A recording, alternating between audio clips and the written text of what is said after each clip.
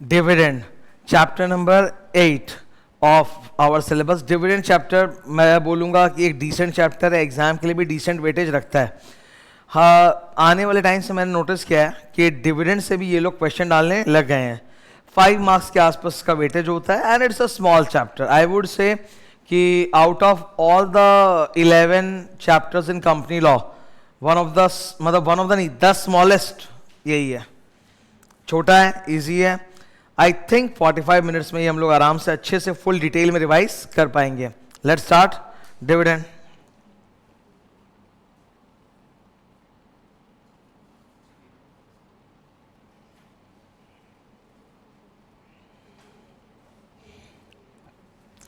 ये आ गया मैं डिविडेंड चैप्टर पर। सेक्शंस का रेंज है 123 से लेकर 127। मेन सेक्शन याद रखना 123 है। तुमने 123 पढ़ लिया ना, खत्म डिविडेंड। फिर इसमें सब चुनू मुनू सेक्शंस हैं। जहाँ जहाँ इस चैप्टर में स्टूडेंट लोग को तकलीफ होती है, हार्ड होता है, उसका मैंने इंतज़ाम कर रखा है। मैं दिखा देता हूँ। जैसे सबसे पहले मैंने कुछ नोट्स दिए हैं। इस चैप्टर में एक कंट्रोवर्शियल चीज़ है, अगर वो पता नहीं है तो दिक्कत होती है, तो उसके लिए मैंने ऑलरेडी ये नोट्स बना के डाले हैं, ये बताऊँगा मैं। फिर ये सेक्शन 123 स्टार्ट हुआ। Look at the board please. ठीक है, I said the biggest thing is 123, वो कर लिया तो खत्म। अब ये देखो, ये 123 सेक्शन चल रहा है। 123 सेक्शन को करने के पहले ही जरूरी है कि तुम वो रूल्स पढ़ लो। वहाँ रूल्स दिख रहा है 4 येलो कलर का, और उसके ऊपर एक इलस्ट्रेशन है। वो स्टूडेंट लोग उससे घबराते हैं। भाई वो पहले कर लो, वो कर लोगे, उस पर सम्स भी आते हैं, कॉन्फिडेंस भी मस्त हो जाता है। जिन जिन चीज़ से डरोगे ना इस चैप्टर में, वो चीज़ पहले हम लोग अटैक करके एकदम ईजी कर लेंगे। जैसे declaration of dividend out of reserves, उसके रूल्स वो वाला सम्स के साथ। फिर स्टूडेंट को डर लगता है टाइम लिमिट्स से। सेक्शन नंबर वो 124 में ऊडा होता है, unpaid dividend account. 125 IPF fund, उनसे डर लगता है, तो वो वाला सेक्शन भी समझ में नहीं आता है। तो उसके लिए देखो मैंने 2-2 डायग्राम डाल रखे हैं। पूरा एक पेज तो डायग्राम के नाम पे है। यहाँ से रिवाइज कर लिए तो अंदर में वहाँ कुछ करना पड़ेगा ही नहीं, वहाँ पे एकदम हल्का फुल्का लगेगा। देखो ये डायग्राम 2 डायग्राम है, ये अगर कर लो तो उधर येलो कलर में बहुत कम है, देख रहे हो, दैट साइड। फिर 125 में एक लिस्ट होती है कि IPF का पैसा, IPF फंड में पैसा कहाँ कहाँ से आता है। वो लंबी लिस्ट याद नहीं होती, तो उसका एक शॉर्ट सिंपल समरी चार्ट है। लंबा वाला वर्जन भी है और शॉर्ट वर्जन भी है। इसमें मैंने अलग तरीके से कैटेगराइज किया है, जिससे कंसेप्चुअली याद हो जाएगा कि IPF फंड में पैसा कहाँ कहाँ से आता है। ठीक है, इसके बाद इस चैप्टर में कुछ हार्ड नहीं है। लास्ट में वो सेक्शन है 128 इजी सेक्शन है, बहुत फेमस है, बहुत क्वेश्चन आते हैं। 128 में एक डिब्बा है जिसमें 5 एक्सेप्शंस पढ़ाए गए हैं कि कौन से केसेस में अगर डिविडेंड कंपनी देने में लेट कर दे तो चलेगा। तो 5 को याद करने के लिए बिना I will give you a mnemonic, एक निमोनिक दूंगा, काम आसान हो जाएगा। ओल्ड डिस्प्यूट ओवर लैंड, एकदम इजी हो जाएगा। ठीक है, so that is the chapter. करते हैं, छोटा चैप्टर है। ठीक है, फॉर्म नंबर्स का लोड मत लेना, केवल अंदर मैं 2 फॉर्म बोलूंगा जो हो सके तो याद करना। 2 फॉर्म नंबर खाली बोलूंगा, ठीक है, सारे नहीं बोलूंगा। 2 and 5, 2 and 5, please read 2 and 5।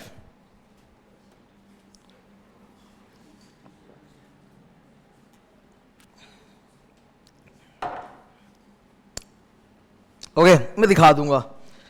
अब चलो यहां से स्टार्ट करते हैं। ठीक है, डिविडेंड, नॉर्मली डिविडेंड का मतलब होता है कंपनी एनुअल जनरल मीटिंग में जब शेयर होल्डर को अप्रूव करके जो डिविडेंड देती है, दैट इज कॉल्ड डिविडेंड। और in a general meeting AGM there are 4 ordinary businesses, दादा उसमें से D होता है डिविडेंड अप्रूवल। तो AGM में जो डिविडेंड आप लोग अप्रूव करते हो by passing ordinary resolution, that's called dividend और फाइनल डिविडेंड। AGM के अलावा और कभी भी अगर कंपनी ने कोई डिविडेंड अप्रूव किया दिया है तो वो कहलाता है interim dividend. Interim dividend, interim dividend में शेयर होल्डर का अप्रूवल नहीं लगता, केवल लगता है हम लोगों को board resolution. We don't want share holders approval, खाली बोर्ड रेजोल्यूशन से काम हो जाता है, दैट इज इंटरिम डिविडेंड। ठीक है, अब इन्होंने बोला डिविडेंड का जो डेफिनेशन है 2 का 35 दिख रहा है, 2 का 35, वो एकदम छोटा डेफिनेशन है, shortest definition in law. Dividend includes interim dividend. कहने का मतलब है कि जो जो सेक्शंस लॉ डिविडेंड पे लगेंगे वो सब इंटरिम डिविडेंड पे भी अप्लाई होंगे, mutatis mutandis. Now let's talk about the simple things in life. Can a section 8 company pay dividend? Not for profit company, no. ठीक है, अब controversial point, in this chapter there is a distinction between PL account and free reserves. Actually यही सच है, पर ये सच हम लोग पूरे लॉ में अकाउंट्स में इग्नोर करते हैं फ्रॉम फाउंडेशन टू फाइनल। सच यही है कि PL account is not part of free reserve. Free reserve का डेफिनेशन होता है profits transfer to reserve. So if profits are not transfer to reserve, it's not free reserve. तो आपके PL account में पहले का पड़ा हुआ जो एक्यूमुलेटेड प्रॉफिट होता है, पीएल अकाउंट में पड़ा हुआ पहले का एक्यूमुलेटेड प्रॉफिट, वो प्रॉफिट्स कहलाता है या वो सरप्लस कहलाता है, वो टेक्निकली फ्री रिजर्व नहीं है। तो इस चैप्टर में क्लियर डिस्टिंक्शन है between PL account balance and free reserve. तो यहां फ्री रिजर्व का मतलब होता है जनरल रिजर्व या फिर डिविडेंड इक्वलाइजेशन रिजर्व, यही दो होते हैं। और पीएल अकाउंट मतलब पीएल का पड़ा हुआ फ्री बैलेंस। अब पीएल बैलेंस से निकाल कर अगर आप डिविडेंड दोगे तो कोई रिस्ट्रिक्शन नहीं है, जितना देना है दे दो। लेकिन फ्री रिजर्व तोड़ के अगर डिविडेंड दोगे तो रिस्ट्रिक्शन है, 4 कंडीशन से फुलफिल करके लिमिटेड अमाउंट ही दे सकते हैं। तो ये सबसे इंपॉर्टेंट बात याद रख लो। In this chapter if you want to pay dividend out of the PL balance, no restriction. If you want to pay out of free reserves, there are 4 restrictions and conditions to be complied with. Okay ना, ठीक है। अब इसके ऊपर exam में question आया हुआ है टेबल एफ। मैं तुम लोग को वो कहानी सुना देता हूँ, ठीक है।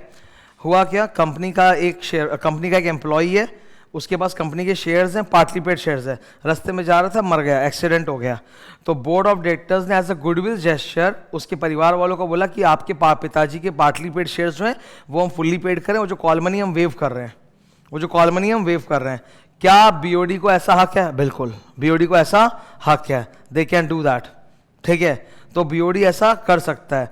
पार्टली पेड शेयर्स के ऊपर कंपनी का सबसे पहला फर्स्ट एंड पैरामाउंट लियन होता है, अधिकार होता है, और उसको कंपनी वेव कर सकता है। फिर ये शेयर होल्डर्स बीओडी द्वारा रेकमेंडेड रेट से ज्यादा रेट ऑफ डिविडेंड डिमांड नहीं कर सकते, ठीक है। सारा फैसला जो होता है डिविडेंड का वो बीओडी डिसाइड करता है कि डिविडेंड देना है कि नहीं देना है, तो कितना रेट देना है, किस फाइनेंशियल ईयर के देना है। खाली फाइनल डिविडेंड में एजीएम में एज अ फॉर्मेलिटी आप लोग ओआर पास करके अप्रूव करते हो, ठीक है। डिविडेंड कैलकुलेशन किस पे होगा, नॉमिनल वैल्यू पे कि पेड वैल्यू पे। जैसे मान लो फेस वैल्यू 10 रुपये है और पेड वैल्यू 8 रुपये है, तो डिविडेंड 8 रुपये पे देंगे 10 रुपये में। अगर कुछ नहीं बोला है तो नॉमिनल वैल्यू 10 रुपये पे। और अगर क्वेश्चन में बोला है कि आर्टिकल्स ऑफ द कंपनी, क्या आर्टिकल्स ऑफ द कंपनी में लिखा हुआ है कि dividend shall be paid on paid value, तब आप किस पे दोगे, पेड वैल्यू पे, मतलब 8 रुपये पे, ओके। अब ये आ गया हमारे सामने सेक्शन नंबर 123। नाउ मैं सबसे पहले ये पढ़ाना चाहता हूं कि डिविडेंड अगर कंपनी पीएल बैलेंस से निकाल के दे तो कोई रिस्ट्रिक्शन नहीं है, पर डिविडेंड अगर फ्री रिजर्व से दे तो रिस्ट्रिक्शन है। क्या रिस्ट्रिक्शन है? ये 4 रेस्ट्रिक्शंस हैं और इसके ऊपर एक सम्स है, करेंगे अभी, इससे फटाक से हो जाएगा, ठीक है ना। पहला पॉइंट याद रखना, वो अगर फ्री रिजर्व को खत्म कर रहे हो डिविडेंड के नाम पे तो maximum rate equal to average rate of last 3 years, average rate of last 3 years, वो मैक्सिमम रेट उसका दे नहीं सकते। सेकंड, फ्री रिजर्व से कितना निकाल सकते हो, 1/10 ऑफ पीयूएससी प्लस एफआर। कितना निकाल सकते हो फ्री रिजर्व से, 1/10 ऑफ एफआर, 1/10 ऑफ पीयूएससी। यहां मिस्टेक होता है स्टूडेंट से, स्टूडेंट लोग याद कर लेते हैं हम फ्री रिजर्व से 10% निकाल सकते हैं। जब आप ऐसी भाषा बोलोगे 10% निकाल सकते हैं तो sounds like 10% of free reserve निकाल सकते हैं। 10% ऑफ फ्री रिजर्व नहीं, 10% ऑफ पीयूएससी प्लस फ्री रिजर्व, उतना निकाल सकते हैं। अच्छा, जो भी पहले निकालोगे उससे पुराना पाप साफ करना है, पुराने लॉसेस, अनएब्सॉर्ब्ड डेप्रिसिएशन, वो सब राइट ऑफ, सेट ऑफ करना पड़ेगा, ठीक है।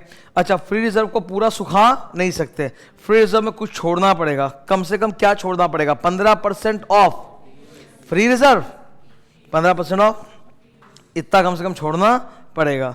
तो 3 कंडीशन याद रखो, maximum rate equal to average rate of last 2 years. Second, how much can you take out, 1/10 of PUSC FR, how much you have to leave there, 15% of PUSC. Now have a question, company की paid up capital कितनी है, 200 लाख, ठीक है, दिख रहा है board पे, हाँ। एफआर कितना है और लॉस कितना है पुराना, 30 लाख। जो भी निकालोगे उससे लॉस सेट ऑफ होगा। कंपनी ने पिछले 3 साल में कितना डिविडेंड दिया है, 9, 10, 12, average rate 10.33%. Now, first condition. How much maximum rate can I give? 10.33%. 10.33% of paid up capital 200 lakh. Solve करो. It comes to 20 lakh.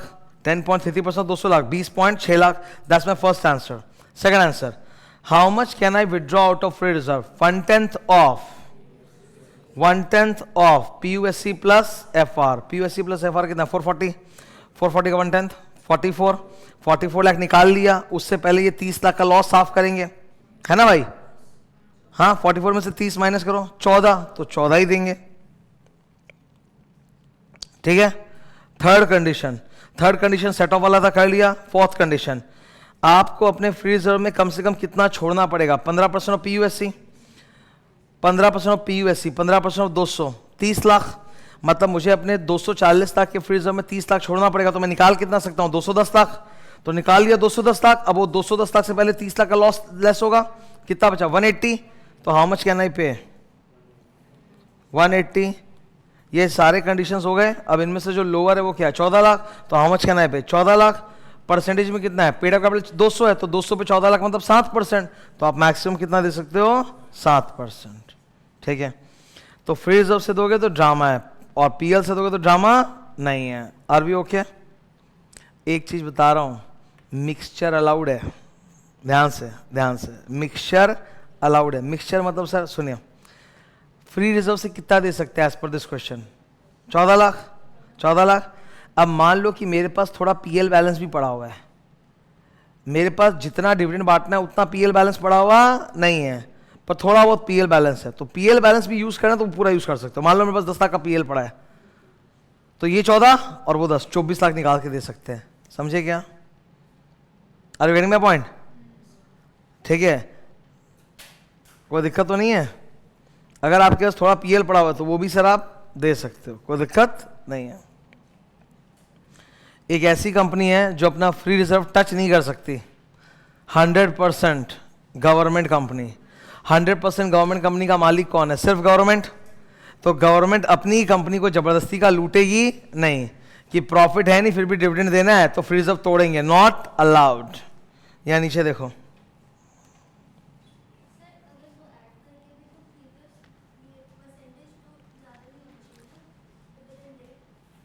नहीं हो जाएगा. अगर मान लो 14 लाख या 7% जो भी मैं निकाला हूँ, ठीक है, एवरेज 10.33% है. अगर मेरे पास थोड़ा PL पड़ा हुआ है तो वो आप पूरा जोड़ दो, उससे परसेंटेज क्रॉस हो सकता है. वो जो परसेंटेज है उसका मतलब है कि FR से इतना नहीं दे सकते. PL अगर कुछ पड़ा हुआ है तो उससे तो पूरा निकाल के दे ही सकते, तो जोड़ के ओवरऑल क्रॉस कर सकता है. समझ गए क्या? मैं सम्स नहीं करा सकता इसका, ये रिविजन में बहुत लंबा हो जाएगा. तो मिनिमम क्यों? डिविडेंड मैक्सिमम होता है, मिनिमम नहीं होता. मतलब मत दो, डिविडेंड देना जरूरी थोड़ा ना है, मत दो डिविडेंड. ठीक है. नहीं देना है तो कम से कम 14, ऐसा नहीं है, हम कम भी दे सकता है. जो 14 आंसर आया वो मैक्सिमम है. आप 4 रुपया भी दे सकते हो, कोई फर्क नहीं है. ठीक है. अरे ठीक है ना. ये वाली topic, declaration of dividend out of past reserve दे सकते हो, पर रूल्स में बोले हुए 4 रिस्ट्रिक्शन फॉलो करने पड़ेंगे. 100% गवर्नमेंट कंपनी पे रिस्ट्रिक्शन है, वो लोग फ्री रिजर्व को खाली नहीं कर सकता, अलाउड नहीं है. 100% गवर्नमेंट कंपनी का मालिक कौन है? सिर्फ गवर्नमेंट. तो अब ऐसी गवर्नमेंट कंपनी लोग की हालत खस्ता हो रखी है, उसमें से पूरा फ्री रिजर्व तोड़ के निकालेगा क्या डिविडेंड? ठीक है भाई, क्लियर है? जो भी पैसा आप बांट रहे हो, डिविडेंड दे रहे हो, उसके पहले नियम होता है कि आपको अपना प्रीवियस ईयर का losses and unabsorbed depreciation set of करना पड़ेगा. ठीक है. Dividend can be paid only out of free reserves, that everyone knows. अब ऊपर आ जाओ. Source of dividend. Dividend can be paid out of current year profits, past profits और both, और money guaranteed by the government. अगर government ने guarantee दिया था dividend देने का और गवर्नमेंट पैसा दे रही है डिविडेंड देने के लिए, तो आप दे सकते हो. ऐसा गवर्नमेंट सिर्फ गवर्नमेंट कंपनी में करेगी, प्राइवेट सेक्टर में तो करेगी नहीं. सोचो सरकारी कंपनी में सरकार ने वादा किया था कि हम लोग डिविडेंड देंगे, तो अब सरकार खुद पैसा दे रही है कंपनी को कि चलो बांट दो डिविडेंड, तो दे सकते हैं. ठीक है. ये पहला पॉइंट है. Okay. Dividend can not be paid out of फालतू चीजें. ये 4 फालतू चीजें हैं, ये 4 फालतू चीजें हैं जो फ्री रिजर्व माना नहीं जाता। Unrealised gain, notional gain, revaluation profit, fair value, change account as per Ind AS. ठीक है, ये फ्री रिजर्व्स के डेफिनेशन में भी था चैप्टर नंबर 1 में। ओके, फिर यहाँ पे ये नीचे प्रोवाइजो, पहले पुराना नियम था पुराने लॉ में कि प्रॉफिट अगर बांट रहे हैं तो थोड़ा रिजर्व में भी बचाकर रखो, अब वो हटा दिया है। बोला at the time of distributing dividend it is the choice of the board कि रिजर्व में कुछ भी डालना है कि नहीं, और डालना है तो कितना डालना है, पूरी चॉइस है, तो मत डालो तो भी चलेगा। डेप्रिसिएशन चार्ज करना जरूरी है। डेप्रिसिएशन के जो रेट्स हैं वो तो नहीं है, पर डेप्रिसिएशन के असेट्स की यूजफुल लाइफ शेड्यूल 2 में दिए हैं। थर्ड, इंटरिम डिविडेंड, एजीएम में जो डिविडेंड पास होता है वो फाइनल, बाकी सारा इंटरिम। पहले ये होता था कि इंटरिम का मतलब होता है between the year itself, year खत्म होने के पहले, अब नहीं है। अब बोला ड्यूरिंग द ईयर, बीच में भी दे सकते हो, ईयर खत्म होने के बाद भी till the date of AGM आप इंटरिम डिविडेंड दे सकते हो। ड्यूरिंग द ईयर दे सकते हो and even after the year दे सकते हो, बिफोर एजीएम तक। ठीक है, इंटरिम डिविडेंड कहां से निकाल के दोगे? सर मेरे पीएल में सरप्लस पड़ा है उससे, या फिर मेरा साल अगर खत्म हो चुका है तो साल में प्रॉफिट्स था तो उससे, या फिर अगर साल के बीच में दे रहा हूं तो जो क्वार्टर्स हैं उनमें प्रॉफिट हुआ है उनसे भी निकाल के दे सकता हूं। ठीक है, अब यहां पर फिर से एक प्रोवाइजो और ये स्टार है। लेट्स से ईयर अभी चल रहा है, क्वार्टर 1 में 40 लाख का प्रॉफिट है, क्वार्टर 2 में 90 लाख का लॉस है, और हम लोग क्वार्टर 3 में खड़े हैं। आज है 20 अक्टूबर, आज है क्वार्टर, समझते हो तो अप्रैल टू जून, जुलाई टू सितंबर, हम लोग अक्टूबर में खड़े हैं। आज क्या तारीख था? 20 अक्टूबर है, मान लो एक बार, आज 20 अक्टूबर है, हम थर्ड क्वार्टर में खड़ा है। तो पिछले दोनों क्वार्टर का जोड़ के फिगर कितना आ रहा है? -50 लाख, 40 लाख प्रॉफिट, -90 लाख लॉस, -50 लाख। तो अगर जब मैं देना चाहता हूं उसके पहले तक जितने भी क्वार्टर्स खत्म हुए उनका जोड़ के अगर लॉस आ रहा है, अब फिर भी आपको चुल मची हुई है कि आप इंटरिम डिविडेंड देना चाहते हो, तो मैक्सिमम इंटरिम डिविडेंड कितना दे सकते हो? Average rate of last 3 years. ठीक है, सिंपल। एस्क्रो अकाउंट, अब ये वाला यहां से पढ़ाने के बदले मेरे पास एक जबरदस्त टाइमलाइन डायग्राम में दिखाता हूं मैं। ये बोर्ड पे देखो जरा, फुल टाइमलाइन, पूरे चैप्टर में जितने भी टाइमलाइन है इसमें कैप्चर होते हैं। एक बार देखना इधर। Dividend is either approved in AGM by the shareholders or if it is interim dividend it is approved by the board of directors in board meeting। तो जैसे ही डिविडेंड अप्रूव होता है 5 दिन के अंदर पैसा कहाँ डालो?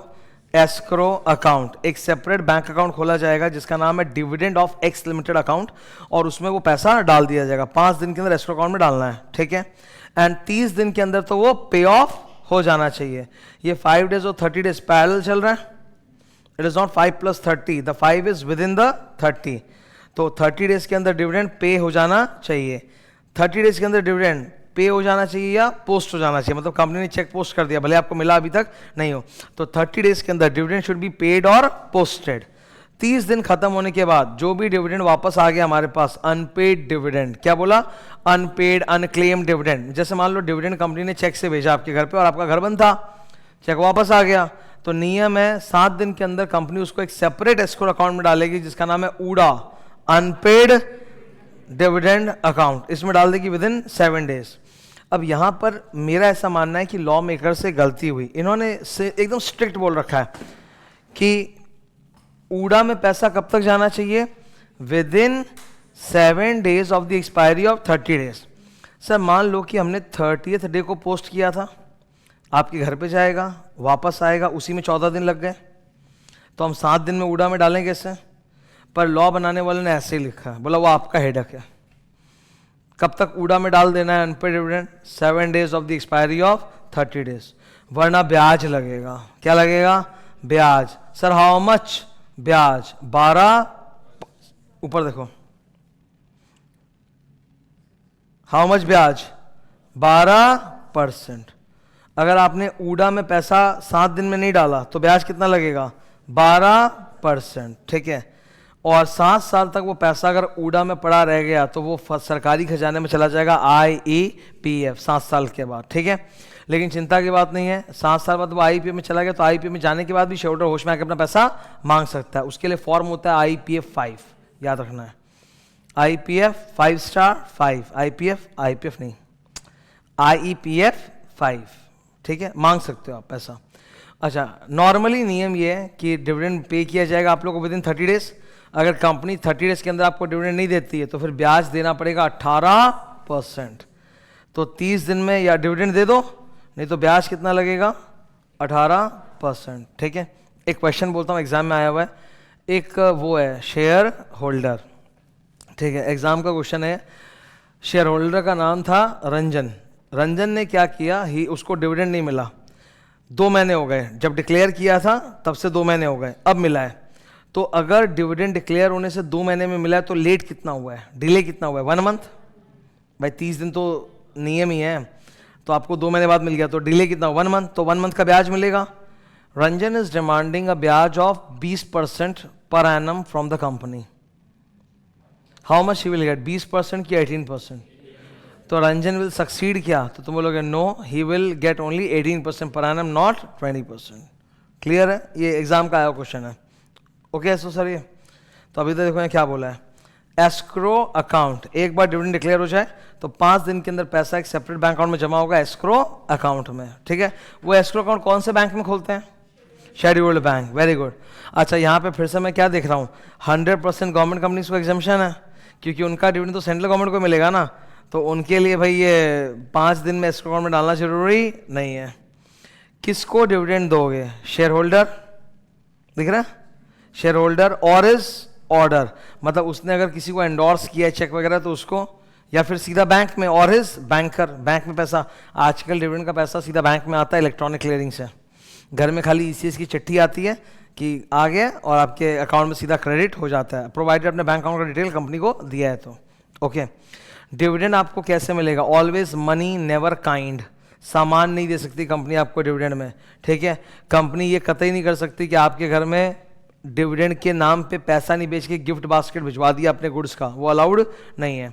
डिविडेंड कैसे पे होगा, इधर पढ़ो जरा, कैश, मतलब नगद नोट भी अलाउड है, यहाँ पक्का में अकाउंट पे ही चेक होना जरूरी नहीं है। कंपनी कैन पे कैश और चेक और वारंट का मतलब डिमांड ड्राफ्ट और इलेक्ट्रॉनिक मोड, तो कैश भी चलेगा, नगद नोट में भी डिविडेंड दे सकते हैं।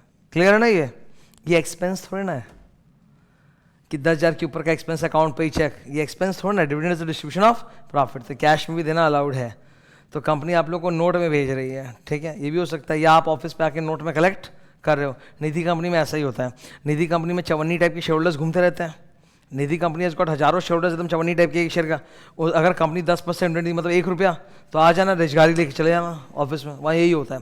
तो कैश अलाउड है, कैश भी चलेगा, सामान नहीं चलेगा, मतलब company can not give goods, ठीक है, ये क्लियर है। ओके, निधि कंपनी को एग्जाम्पशन है। निधि कंपनी में एक और नियम होता है, एक तो वो लोग कभी आपको भेजते नहीं है, जो छोटे शेयर होल्डर्स होते हैं ना, 1000 रुपया फेस वैल्यू या 1% ऑफ द कैपिटल वाले टाइनी शेयर होल्डर्स, उनके लिए खाली नोटिस बोर्ड पे लगाया जाता है, एक लोकल न्यूज़पेपर में ऐड दिया जाता है, आके ले लो। और दूसरा तरीका है, निधि कंपनी के जितने भी शेयर होल्डर्स होते हैं, most of them have an account with the Nidhi company, savings account और FD, उसी में वो रुपया डाल दिया जाएगा। क्लियर।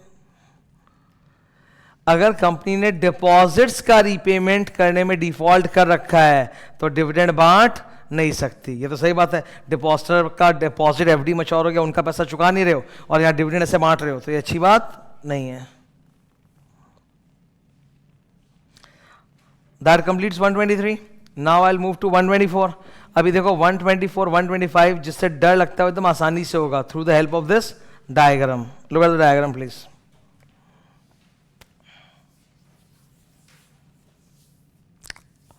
ठीक है, मैं डिस्कस करूं। ओके, पहला स्टेप, जो भी अनपेड डिविडेंड है it will come back to us, it has to be deposited in a separate escrow account called UDA, transfer to UDA, separate bank account, unpaid dividend account. This transfer has to be made within 7 days of the expiry of 30 days. अगर हमने 7 दिन के अंदर ऊडा में पैसा नहीं डाला तो ब्याज लगेगा 12%, ब्याज लगेगा, ऊपर एरो देखो, एरो निकला उधर गया, दिख रहा 12% ब्याज, ठीक है। अच्छा नेक्स्ट, ऊडा में पैसा डालने के बाद 90 दिन के अंदर कंपनी को डिटेल्स पब्लिश करने पड़ेंगे कि किसका पैसा हमारे पास पड़ा हुआ है। 90 दिन के अंदर company will publish the detail on companies website and IPF, दो वेबसाइट, सरकारी वेबसाइट और कंपनी का वेबसाइट। और ये जो वेबसाइट में ये जो एडवर्टाइजमेंट आप पुट करोगे पब्लिकेशन, इसका फॉर्म है आईपीएफ 2। ये वाला 2 भी याद कर लो तो ठीक है, नहीं तो छोड़ दो। आईपीएफ 2 में हम लोग 3 चीज बताएंगे, याद करने के लिए मैं बोलूंगा नाला, name amount, last known, address, ठीक है। ओके, नाला नल का कुछ भी बना सकते हो। Okay, name amount, last known, address. तो जिन शेयरहोल्डर्स का भी पैसा हमारे पास अनपेड डिविडेंड के फॉर्म में पड़ा है, उनका नाम, अमाउंट और लास्ट एड्रेस जो कंपनी के रिकॉर्ड्स में था वो पुट कर दिया जाएगा आईपीएफ 2 फॉर्मेट में, and this will be published on 2 websites. तो ये कब तक करना है? 90 दिन के अंदर पब्लिश द डिटेल्स। अब जो पैसा पड़ा हुआ है 7 साल से, जो पैसा पड़ा हुआ है जिस दिन आपने डाला था वहां से 7 साल, it will be transfer to IEPF. IEPF में 2 चीजें जाएंगी, वो वाला डिविडेंड जो 7 साल से ड्यू पड़ा है, और शेयर्स भी चला जाएगा आईपीएफ में। शेयर्स भी अब से आईपीएफ में चला जाएगा, यानी 8वें साल 9वें साल से हम लोग डिविडेंड सीधा आईपीएफ में भेजेंगे, ठीक है। यहां पे भी 2 फॉर्म है, मत याद करो। If you are depositing the shares or the amount to IPF, you will have to furnish details, किसका है, क्या है, नहीं, ये डेट्स। तो डिटेल्स फर्निश करने के लिए तो कोई फॉर्म होगा। हाँ, तो फॉर्म नंबर क्या है? अमाउंट ट्रांसफर करते वक्त जो डिटेल्स है कौन से फॉर्म में दोगे? IPF 1। और शेयर्स ट्रांसफर करते वक्त कौन सा फॉर्म है? IPF 4। अच्छा, इस बंदे का हमारे पास 7 साल का डिविडेंड पड़ा हुआ होगा, ठीक है ना। तो सारा का सारा एक बार में नहीं जाएगा, जिस पैसे को 7 साल हो गया वो जाएगा। जो सबसे पहला वाला डिविडेंड बाउंस हुआ होगा वो 7 साल हो गया, वो जाएगा। बाकी सब जब जब जिनका 7 साल पूरा होगा वैसे वैसे आईपीएफ में जाता रहेगा, ठीक है। अब इसमें एक नियम होता है, अगर 7 साल के बीच में कभी भी कुंभकर्ण जाग गए और उन्होंने अपना डिविडेंड कलेक्ट कर लिया, मान लो 4th ईयर में उन्होंने कलेक्ट कर लिया, तब उनके शेयर्स को आप आईपीएफ में ट्रांसफर नहीं करोगे, तब उनके शेयर्स को आप आईपीएफ में ट्रांसफर नहीं करोगे। वैसे प्रैक्टिकली तो अगर वो 4थे साल में जाग गया, ले लिया, तो हम लोग उसको कांटेक्ट कर लेंगे, बोलेंगे भाई पहले वाला भी ले ले, नक्की कर, और आगे से सुधर जा, ले लेना पैसा, तो ये झमेला आएगा ही नहीं। तो अगर 7 साल के बीच में कभी भी उसने डिविडेंड अपना कलेक्ट किया है, तो the shares will not be transferred in the name of IPF. And what if it is transferred? Sir कोई दिक्कत नहीं है, अगर ट्रांसफर हो भी गया, मान लो कुंभकर्ण जी जागे हैं 15 साल बाद, ठीक है, 15 साल बाद, कोई बात नहीं है। एक फॉर्म होता है IPF 5, वो पहले कंपनी से भर के साइन करा लोगे, कंपनी अप्रूव करेगी कि हाँ ये जेन्युइन बंदा है, इसको पैसा देना है, फिर वो जमा होगा आईपीएफ अथॉरिटी में, फिर आईपीएफ अथॉरिटी शेयर्स और पैसा दोनों आपको ट्रांसफर कर देगा। 15 साल का डिविडेंड और ब्याज भी मिलेगा। जो ब्याज एक्युमुलेट हुआ है ना, 7 साल तक तो इंटरेस्ट ऊडा में मिला होगा, और 8 साल तक ब्याज आईपीएफ में एक्युमुलेट हुआ होगा, वो पूरा ब्याज भी मिलेगा। तो 15 साल बाद you will get a huge amount, ठीक है। ये सब ना जीवन के छोटे छोटे लॉलीपॉप होते हैं जो बड़े अच्छे लगते हैं, मतलब कि अरे बाप रे 15 साल बाद आदमी भूल जाता है पैसा आने वाला, अचानक से पैसा आ गया, ठीक है। और 15 साल में तो कंपाउंडिंग का भी तो मतलब भाई जोरदार पावर हो जाएगा। पीपीएफ नाम सुने? Public provident fund. Public provident fund में तुमने 2 लाख डाला, 2 लाख, 15 साल तक वो लॉक रहता है, 15 साल तक लॉक, 15 साल के बाद उससे फिर पैसा आता है। तो 15 साल में 2 लाख का भी तो एक आई थिंक कुछ अच्छा अमाउंट बन ही जाएगा, 7-8 लाख रुपया। और 7-8 लाख रुपया कोई बहुत बड़ी रकम नहीं है, पर अचानक मिला हुआ तो कुछ भी सर अच्छा ही होता है। तो ये 15 साल बाद भी जागोगे तो you will get your money and shares. चलते हैं सेक्शन 124 में, ऊडा 124 ऊडा। जो भी हमने पढ़ा वही सब इसमें लिखा मिलेगा, येलो कलर। आपने ऊडा में जो भी पैसा डाला है जिस शेयर होल्डर का, आप उसके डिटेल्स को पब्लिश कर दोगे 2 वेबसाइट पे, इन्फॉर्म नंबर IPF2, और उस डिटेल्स में 3 चीज रहेगा, नाला, name, amount, last known, address, यही लिखा है। नीचे आ जाओ। जो अनक्लेम्ड अमाउंट है 7 साल तक वो भी IPF में ट्रांसफर होगा, फिर ये देखो, जो उसके शेयर्स हैं वो भी आईपीएफ में ट्रांसफर होंगे, परंतु प्रोवाइजो है, अगर बंदे ने कभी भी अपना कोई शेयर वेयर डिविडेंड लिया है तो उसका शेयर आईपीएफ में ट्रांसफर नहीं किया जाएगा, ठीक है। अच्छा, डिविडेंड जमा होने के बाद भी 7 साल होने के बाद भी आप आईपीएफ 5 जमा करके क्लेम कर सकते हो। सेक्शन 125 किसके ऊपर? IPF fund. अब इसमें फंड में दो ही बात होती है, पैसा कहां से आया कहां जाएगा। तो आईपीएफ फंड में पैसा कहां से आता है उसकी ये लंबी लिस्ट दिख रही है सर, तो लंबी लिस्ट थोड़ी ज्यादा लग रही है, no problem, a short summary chart is there, इससे याद हो जाएगा, बड़ा लॉजिकल है, एकदम आराम से बताऊंगा, ठीक है। सबसे पहले आईपीएफ फंड में पैसा कहां कहां से जमा किया जाता है, सबसे इंपॉर्टेंट ये है,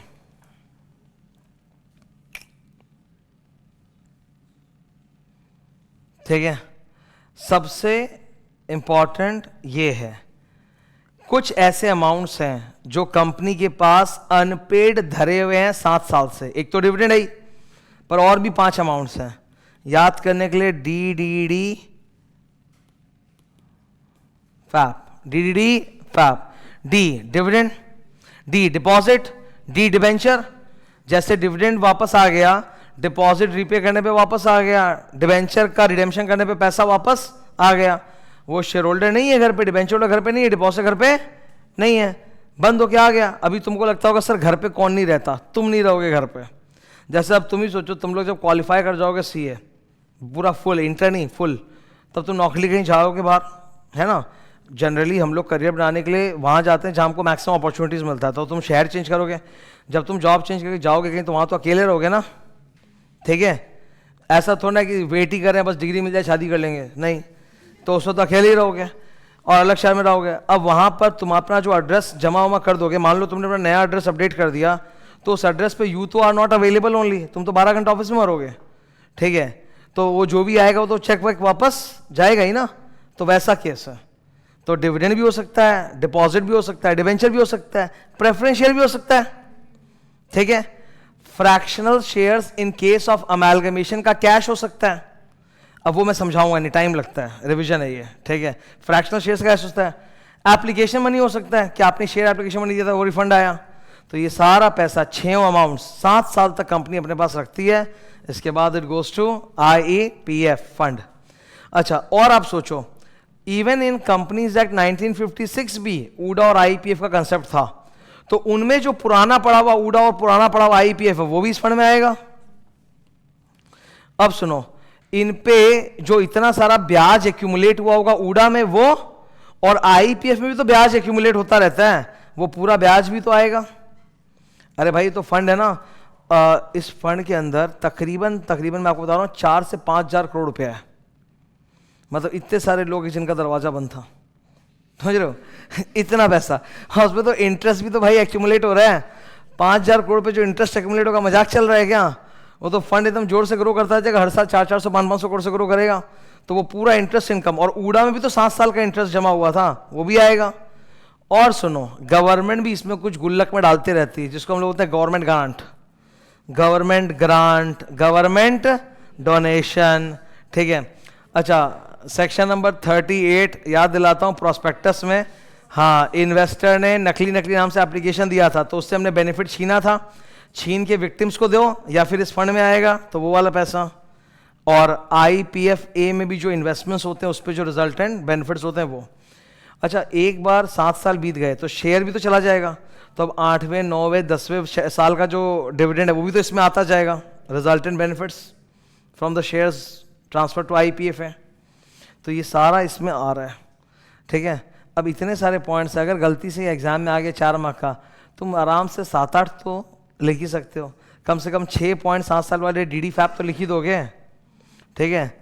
deposit, debenture, dividend, F fractional share, application money, PS, ये तो बोल ही दोगे।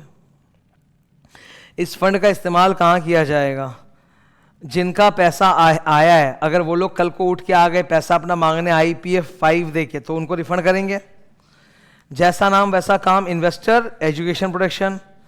अगर विक्टिम्स लोग से पैसा वो 38 में डिसगॉर्जमेंट हुआ था तो पैसा विक्टिम्स को देंगे, और क्लास एक्शन सूट जो होता है उसका जो लीगल एक्सपेंस होता है वो भी रीइंबर्स यहाँ से करेंगे, any other matter.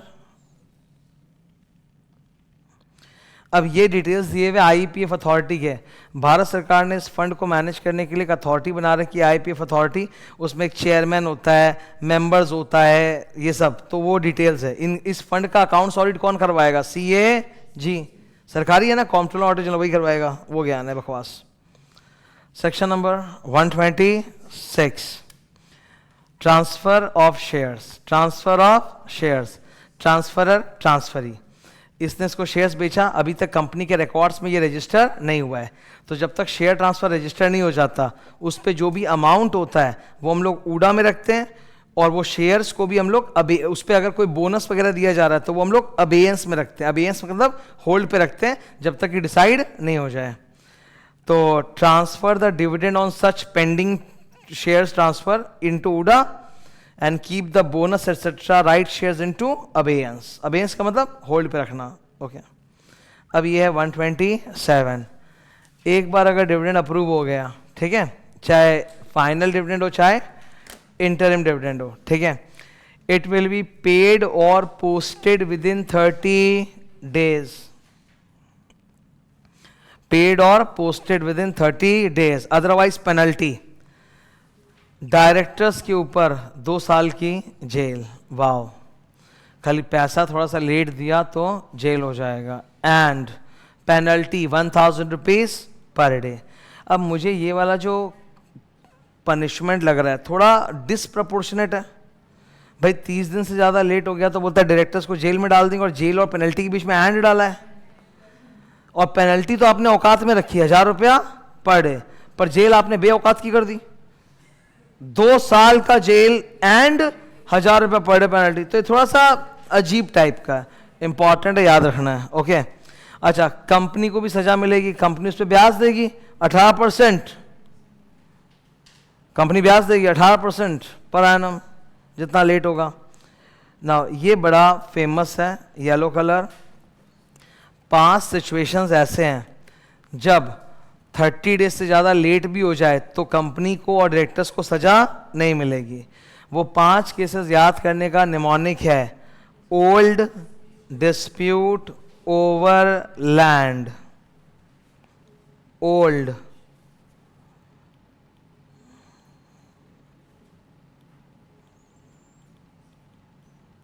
Dispute over